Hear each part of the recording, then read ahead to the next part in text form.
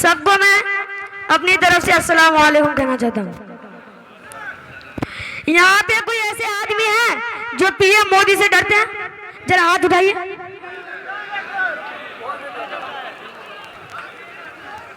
अरे भाई, पीएम मोदी से डर के आपको कुछ नहीं मिलेगा। AIAM जिंदा है अभी।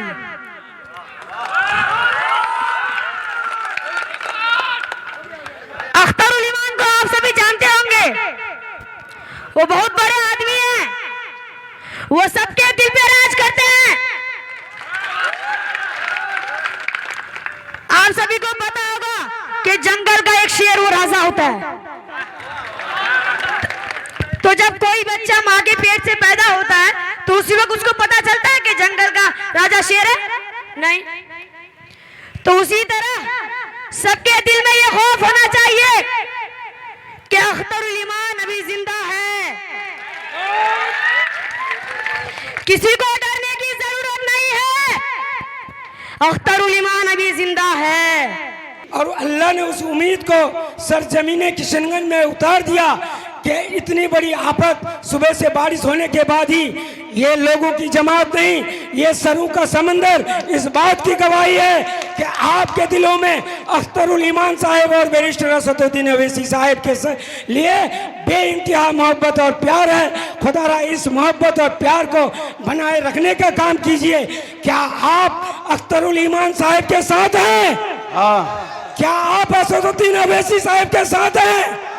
बहुत मिलना इस बात पर जाकर खड़ा हुआ कि हमें बैरिस्टर असदुद्दीन ओवैसी साहब को बिहार में लाना चाहिए।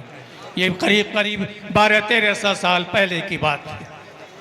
आज एक लंबा वक्त गुजर चुका है। हमारे उस ज़माने के साथियों में भाई आदिल हसन आज़ाद हैं, नौजवान हैं सारे बिहार में और सारे हिंदुस्तान में, वो पार्टी की तर्जुमानी करते हैं, नौजवानों के दिलों की धड़कन है। भाई इश्तियाक साहब जो शुरू से पार्टी में लगे हुए हैं, जब से पार्टी आई तब से पार्टी आई। भाई नूरुल इस्लाम साहब, नूरुल भाई, जो इनको मैं ज़माने से देख रहा हूँ, जब से पार्टी आई पार्टी से जुड़े हुए। बहुत से लोग आए और पार्टी छोड़कर चले गए। बहुत से लोगों ने दाग मफारकत की, उसका तकलीफ़ अभी भी दिल के अंदर है, बहुत गहरा असर है। लेकिन आज के जलसे के देखने के बाद मेरे आंखों में आंसू आ गया। मुझे वो 11 साल का दिन पहले याद आ गया जब बैरिस्टर असदुद्दीन ओवैसी साहब रुई धासा के मैदान में आए थे। उस ज़माने में MIM नहीं आई थी, लेकिन ओवैसी साहब को हम लोगों ने समाजी इंसाफ फ्रंट के बैनर के तले लाया था। और ऐसे ही अगस्त का महीना था, भारी बारिश, पानी था, लोग घुटने घुटने पानी में लोग आए थे, हज़ारों हज़ार की तादाद में आए थे। ऐसी तादाद मैंने पहले कभी नहीं देखी। सारा रुईधासा का मैदान, सारा सड़क भरा हुआ था लोगों से, ठट का ठट था। ओवैसी साहब उस बारिश पानी में आए थे। आज भी देखकर वही मंजर मेरे सामने है कि आज भी उसी बारिश और पानी में लोग कादों में खड़े होकर आज मजलिस के जलसे में शामिल हो रहे हैं। बहुत बहुत मुबारकबाद आपको इस बात के लिए। आपके दम से ही पार्टी जिंदा है। पार्टी को बड़े लोगों ने नहीं, आप गरीब लोगों ने, आप मुतवस्सत तबके के लोगों ने, आप नौजवानों ने इस पार्टी को आज 11 साल से जिंदा रखा। कितनी बार ऐसा हुआ, लोगों ने कहा पार्टी मर जाई, पार्टी खत्म हो जाएगी, अब नहीं चलेगी। लोगों ने ठट्ठी उड़ाई, लोगों ने मजाक उड़ाया, लोगों ने कहा ये हैदराबाद की बिरयानी और हैदराबाद की शेरवानी नहीं चलेगी।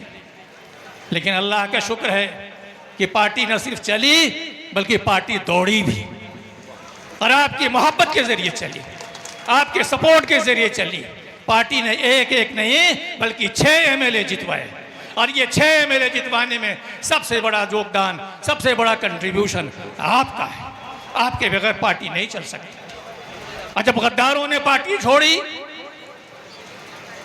और जब चले गए छोड़कर, तो उस वक्त भी हमारे आंखों में आंसू था। अख्तरुल ईमान साहब का वो रूंधा हुआ लहजा आज भी हमें याद है, जब फ़ोन करके बोल रहे थे, आफ्ताब भाई हमारे 4 MLA तेजस्वी की गाड़ी में बैठकर जा रहे हैं, तेजस्वी गाड़ी ड्राइव कर रहा है, और हमारे 4 एमएलए बैठ कर जा रहे हैं, मैं उनको रोक नहीं पा रहा हूँ, मेरे आंखों में आंसू है। बड़ी मेहनत से, बड़ी मोहब्बत से हम इन 4 गद्दारों को हमने जितवाया था। इनकी सलाहियत नहीं थी एमएलए होने की। आपकी पार्टी ने, आपकी मोहब्बत ने, बैरिस्टर असदुद्दीन ओवैसी साहब की मेहनत ने, सबसे बड़ी अख्तुल ईमान की कुर्बानी ने उनको जितवाया था, लेकिन वो गद्दारी कर कर चले गए। वो भी हमारे लिए बड़ा गमगीन दिन था। तो हमने तो तरक्की भी देखी है, तनज़्ज़ुली भी देखी है, उरूज भी देखा है, ज़वाल भी देखा है, लेकिन आज हालत ये है, आज हालत ये है कि आज MIM एक हकीकत बन चुकी है बिहार की सियासत में। अब सिर्फ सीमांचल में नहीं कि बिहार के कोने कोने में आज नौजवान MIM के बैनर तले जमा हो चुका है। आज भी यहाँ पर स्टेज पर कितने ज़िलों से लोग आए हैं। शमीम भाई हमारे आए हैं, चंपारण जो बिहार का आखिरी ज़िला है वहाँ से आए हैं, स्टेज पर बैठे हैं। कितने लोग हैं, अगर आज हम आवाज़ दें तो कम से कम हज़ारों लोग सारे ज़िलों से आने के लिए तैयार हैं। कितनी जद्दोजहद के बाद ये पार्टी कायम हुई है, बड़ी मोहब्बत से कायम हुई है, बड़ी कुर्बानियों के ज़रिए कायम हुई है। लेकिन जब 4 ये चले गए तो अख्तुल ईमान जब असेंबली के बाहर अकेले तख्ती लेकर जब खड़ा होता था तो उस वक्त भी हमारे आंखों में आंसू होता था कि ये 5 खड़े होते तो हमारा वज़न बनता। लेकिन आज अख्तुल ईमान अकेले तख्ती लेकर असेंबली के बाहर खड़ा है और सारे रिपोर्टर्स उसको घेरे हुए हैं और सवाल पूछ रहे हैं और अकेले लड़ रहा है। इस शख्स ने बड़ी कुर्बानी दी है, इस शख्स ने सब कुछ छोड़ा है। उस शख्स को वज़ीर बनाने की बार बार दावत दी गई। उस शख्स को कहा गया तुमको MP का टिकट देते हैं, तुम आओ MP का इलेक्शन लड़ो हमारे। लेकिन मजलिस की मोहब्बत ने उसको अलग नहीं होने दिया। मजलिस के लिए उस शख्स ने बड़ी कुर्बानी दी और आपके भरोसे दिए। उसको उम्मीद था कि मैं जिधर जाऊंगा मेरे लोग मेरे साथ रहेंगे, इसलिए लोग चले गए, लोगों ने धोखा दिया।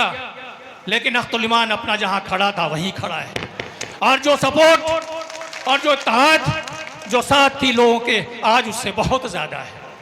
आज बहुत ज़्यादा सपोर्ट उससे ज़्यादा है।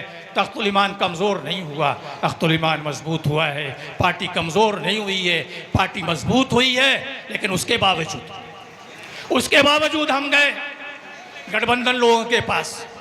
हमने 15 में जब पार्टी आई तब भी हमने कहा गठबंधन में हमें शामिल कर लो। कहा नहीं, तुम्हें नहीं लेंगे, तुम्हारी हैसियत ही क्या है।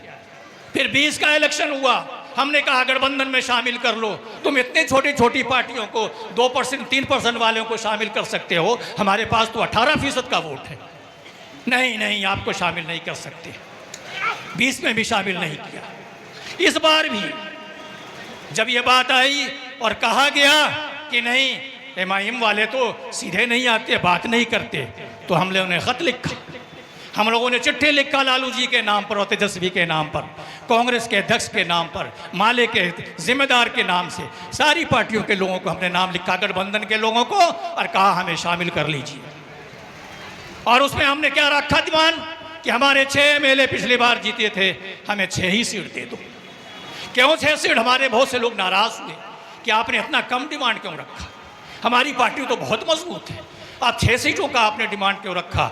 हमने कहा हम बड़ी कुर्बानी देने जा रहे हैं, बड़ी कुर्बानी हम चाहते ना चाह रहे हैं। हम नहीं चाहते कि सेकुलर वोटों का बिखराव हो, नहीं चाहते सेकुलर वोट बट जाएं और फिरका परस्त पार्टी बिहार में आकर हुकूमत करे, हम नहीं चाहते। इसलिए हम अपने घर से कुर्बानी दे रहे हैं। हम कहते हैं 6 ही सीट दे दो हमको गठबंधन में, हम लड़ने के लिए तैयार हैं। इसके लिए तैयार हैं कि हम एक साथ होकर लड़ें, सेकुलर वोट बटे नहीं। लेकिन हमें जवाब दिया गया नहीं, आपको हम 6 सीट भी नहीं देंगे। ये हैसियत उन्होंने हमारी मानी है, वो हमें इतना कमज़ोर समझते हैं। तो उसमें हमने चिट्ठी में लिखा था, आखिरी चिट्ठी में जब लिखा था, अख्तर भाई बताएंगे उस मामले में, आखिरी चिट्ठी में लिखा था तुमने हमको एक्सेप्ट नहीं किया, आपने हमको नहीं माना, आपको हम अपने शामिल नहीं करना चाहते हैं। इसलिए कि एक बात भी थी, मैं आपको बता दूं, 15 के ज़माने में 2015 में जब भी जाता था सीमांचल के, मैं तो आपके इलाके का नहीं हूँ, मैं तो जहानाबाद और मगध का इलाका का रहने वाला हूँ। लेकिन जब भी आपके इलाके में गांव में गया, हर लोग यही कहते थे आप गठबंधन में क्यों नहीं शामिल हो जाते, आप गठबंधन में होकर क्यों नहीं आते। सब लोगों का असरार था, हर इलेक्शन में वो कहते थे आप गठबंधन के साथ आ जाइए तो फिर आपको कोई जीतने में कोई कामयाबी होगी। तो इसलिए उसी तमाम हुज्जत के लिए हम उनके पास गए। हम इसलिए गए कि हमारे लोगों का डिमांड था, हमारे लोगों की ख्वाहिश थी, लेकिन हमारे लोगों की ख्वाहिश को उन्होंने टुकराया। आज ये हालत ये है कि मजलिस को पिछले दिनों कौमी सदर ने कहा था हमारे 4 तुमने लिए हैं, हम 24 लाएंगे अब की बार।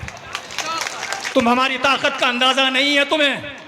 मैंने लालू जी से जाकर कहा था, अख्तरुल ईमान साहब, आदिल साहब गवाह हैं, हमारे एमएलए को तोड़ने से 1 महीना पहले जाकर हम लोग लालू जी और तेजस्वी से मिले उसकी कोठी पर, और हमने जाकर कहा कि हमारे 5 एमएलए को मत तोड़िए, हमारे एमएलए को मत तोड़िए, हम 5 वोट आपको देने के लिए तैयार है असेंबली में। आप जब भी चीफ मिनिस्टर बनना चाहिए हम देंगे आपको 5 वोट, आप मत तोड़िए पार्टी। तो तेजस्वी वहाँ पर बैठा हुआ था, तेजस्वी ने कहा कि नहीं नहीं, मैं नहीं आपकी पार्टी को तोड़ रहा हूँ, जदयू वाले आपको पार्टी को तोड़ रहे हैं। अशोक चौधरी बुला बुला कर आपके एमएलए से बात करता है, वो आपके एमएलए को तोड़ना चाहता है, लेकिन बाद में साबित हुआ कि राजद और जदयू दोनों ने मिलकर हमारी पार्टी को तोड़ा, हमारे एमएलए को तोड़ा। उन्होंने चाहा पार्टी कमज़ोर हो जाएगी, एमएलए चले ही जाएंगे। अल्लाह का बड़ा शुक्र है, अल्लाह जिसको रखे उसको कौन चखे। अल्लाह ने हमारी ताकत मजबूत रखी, अल्लाह ने और आपके साथ में, आपने उस बुरे वक्त में भी हमारा साथ नहीं छोड़ा, आपने एमएलए जाने के बावजूद भी हमको नज़ारा नहीं। तो ये आपको हम शुक्र अदा करना चाहते हैं। और हमारे साथ अब आए हैं, सरवर साहब पार्टी में ज्वाइन करने आए हैं, दूसरे लोग पार्टी में ज्वाइन कर रहे हैं, बड़ी तादाद में सारे बिहार में लोग आ रहे हैं, एक्स एमएलए, एक्स एमपी, बहुत से लोग आ रहे हैं। आज हमारा वो जो भगोड़ा जो है सर, आज दिल्ली में जाकर टिकट के लिए दरवाजे पर सजदा कर रहा है। शर्म करो, शर्म करो। तुमको तो घर बुलाकर एमआईएम ने टिकट दिया था, तुमको तो एमएम ने इज्जत दिया, तुम्हारे लिए बरसुद्दीन ने जो ऐसे खून पसीना दिया, और क्या चाहते तुम्हें? तुम्हारी बेगैरती, तुमने ऐसी बेइज्जती का सबूत दिया, तुमने कौम को बदनाम किया, तुमने कौम को जलील किया। ये मुसलमान ऐसे होते हैं, ये मुसलमान ऐसे होते हैं कि इनके जीते हुए एमएलए भाग जाते हैं। आज हम पर लोगों ने ताना दिया, इल्ज़ाम लगाया, आपके एमएलए को तो मैं जितवाता हूँ लेकिन भाग जाते हैं। हमने कहा पार्टी तो हमने मजबूत रखी, उनको सारा इज्जत दिया, अब चले गए, तुमसे पूछिए क्यों भागे, कौन सी कमी रह गई हमारे अंदर? पार्टी तो सब टूटी है, कांग्रेस से लोग भागे हैं, दूसरी आज भी राजद के 8 एमएलए भाग चुके हैं अब तक। तो भागने वाले तो भागते ही रहते हैं, किसको कौन रोक सकता है? 4 पाए को तो रोक सकता है, 2 पाँव वालों को कोई नहीं रोक सकता। तो उसके बावजूद भी मैं आखिर में बात करना चाहता हूँ, आज हमारी पार्टी बड़ी मजबूत है, आज पार्टी में नए नए लोग शामिल हो रहे हैं, मजबूत लोग आ रहे हैं, और सबसे बड़ी चीज़ हमारे वारिस पठान साहब, मैं उनका शुक्रिया जितना अदा करूँ, ये मर्द मुजाहिद और ये मर्द हक जो दिन रात मजलिस के लिए जीता है और मरता है, हर वक्त पार्टी की तर्जुमानी करता है। ये शख्स जहाँ भी मजलिस के लोग जब भी याद करते हैं वारिस पठान भाई चले जाते हैं। इतनी मोहब्बत के लोग जिस पार्टी में रहेंगे उस पार्टी को कभी कोई ख़त्म नहीं कर सकता, वो पार्टी ख़त्म नहीं हो सकती इंशाअल्लाह। अल्लाह से दुआ है कि इस पार्टी को ज़िंदा और सलामत रखे, आइंदा पाइंदा रखे, और हमारे जो लोग इलेक्शंस में जब भी जहाँ भी खड़े हों उनका सपोर्ट वैसे ही मिलता रहे जैसा कि आपका पिछले दिनों मिलता रहा है। बहुत बहुत शुक्रिया, आपने हमारी बात सुनी।